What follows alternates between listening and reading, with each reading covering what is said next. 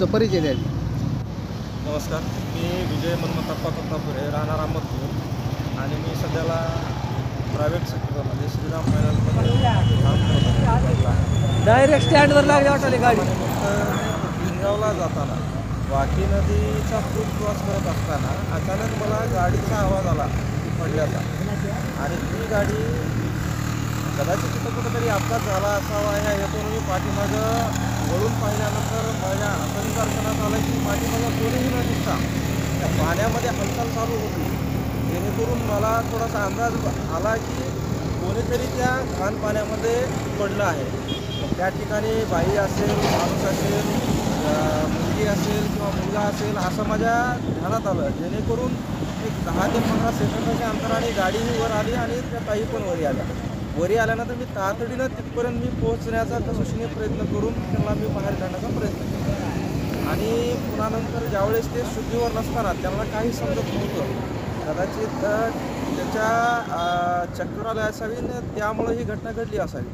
पुन्हा नंतर जसंही कारण मी एकटा असल्यामुळं मला शक्य होत नव्हतं म्हणून मी आमच्याच मोठे बंधू संतोषभाऊ गोरे यांना मी फोन करून तातडीनं येण्यास मी कळवल्यानंतर त्यांनी येताना सोबत बिस्लरीची बॉटल घेऊन आल्यानंतर त्यांच्या तोंडावरती पाणी वगैरे मारून त्यांना पाणी वगैरे पाजून आम्ही त्यांना वरती काढल्यानंतर मग त्यांचा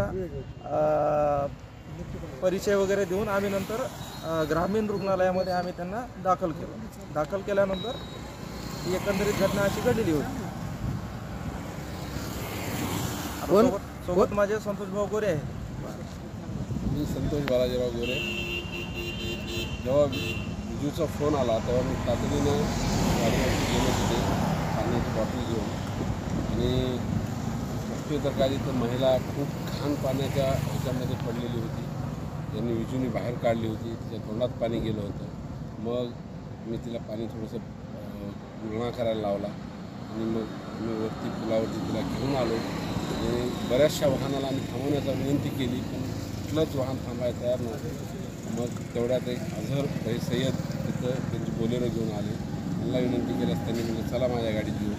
मग आम्ही तिथून गाडीमध्ये बसून ग्रामीण रुग्णालयामध्ये दाखल केलं आणि ॲडमिट करून त्यांचे घरचे जेव्हा आले तेव्हा आम्ही त्यांनी तिथून निघून आलो. पडलेला व्यक्ती कुठला होता? तांबट सांगवी येथील शिल्पा मैन या महिला होत्या. विळेगाव येथे.